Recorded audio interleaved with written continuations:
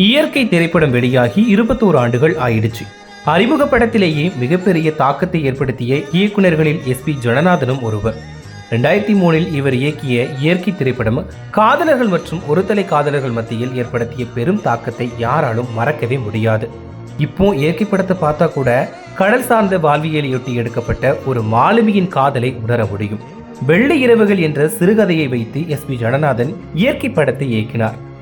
1 கோடி ரூபாய் செலவில் எடுக்கப்பட்ட இந்த படம் வசூல் ரீதியாக வெற்றி பெறவில்லை என்றாலும் தேசிய விருது உட்பட முக்கிய விருதுகளை வென்றது.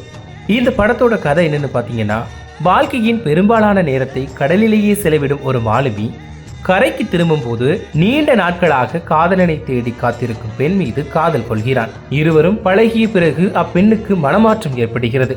இறுதியில் தேடப்பட்டு வந்த காதலன் காதலியை சந்திக்க வருகிறான். அப்பெண் யாரை திருமணம் செய்தார் என்பதை படத்தோட இறுதி. இந்த படத்துல ஷியாம், அருண் விஜய், குட்டி ராதிகா, பசுபதி, செந்தில், கருணாஸ், சிமா பிஸ்வாஸ், சின்னி ஜெயந்த் உள்ளிட்டவங்க நடிச்சிருந்தாங்க.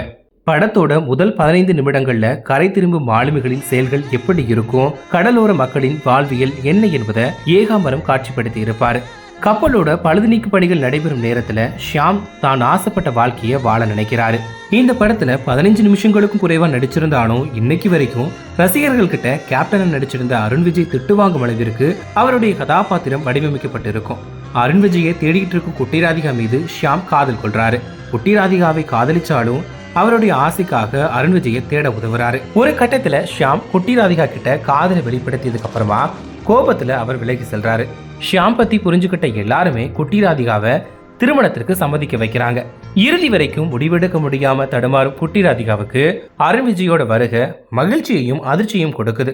படத்தில் இடம்பெற்ற ஒவ்வொரு பாடலுமே கதையோட ஓட்டத்திற்கு ஏற்ப பக்காவா செட் ஆயிருக்கும். காதல் வந்தால் சொல்லி அனுப்பு அப்படின்ற பாடல் இன்னைக்கு வரைக்கும் ஒருதலை காதலர்களோட விருப்ப பாடலா இருக்குது.